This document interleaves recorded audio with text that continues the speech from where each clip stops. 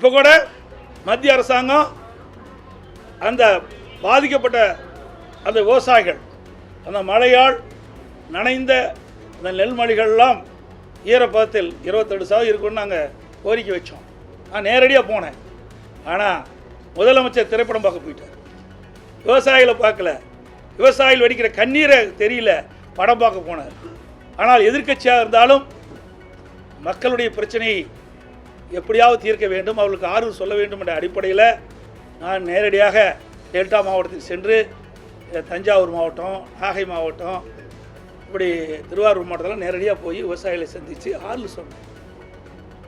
அதோட அந்த கனமழையில் விவசாயிகள் பயிரிட்ட அந்த நெற்பயிர்கள் அழுகி போச்சு. அதை ட்ரெயில் எடுத்து பார்க்குறார். இப்படிப்பட்ட முதலமைச்சர் இந்தியாவில் எங்கேயும் பார்க்கல. போய் நேரடியாக விவசாயிகளை பார்த்து பார்க்க முடியாதா? தான் தனி விமானம் வச்சுருக்கீங்களா? நேரடியாக திருச்சி போய் திருச்சியிலேருந்து 2 மணி நேரத்தில் போய் பார்க்கலாமே. ட்ரெயினில் கொண்டு வந்து அவளுக்கு காட்டுறாங்க. அது என்னென்னு அவருக்கு தெரியாது, அது நெற்பயிராக என்னென்னு தெரியாது. சொன்னால் தான் இந்த முதலமைச்சருக்கு தெரியும். அப்படிப்பட்ட முதலமைச்சர் தான் நாட்டை ஆண்டு கொண்டிருக்கின்றார். இப்போ என்னை பற்றி இன்றைக்கி ட்வீட் விட்டுருக்கார். பச்சை துண்டு போட்ட பழனிசாமிலாம் சொல்லியிருக்காரு. உண்மைதான், நான் விவசாயி தான், உங்களுக்கு எல்லாத்துக்கும் தெரியும், இங்கே இருக்கின்ற ஊடக நபர்கள் அத்தனை பேருக்கும் தெரியும். இன்றைக்கு நேற்றைக்கு இல்லை, நான் என்றைக்கு சட்டமன்ற உறுப்பினர்னா அன்றையிலேருந்து இன்று வரை நான் விவசாயம் தான் பண்ணிகிட்டு இருக்கிறேன். இதோட மறைச்சி சொல்ல வேண்டிய அவசியமே இல்லை, தொழிலும் அதுதான்.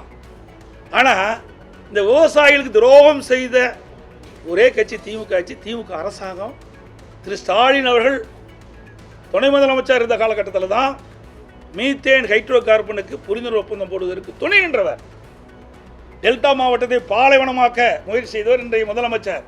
MCR Pure Cotton Club, formals and casual shirts.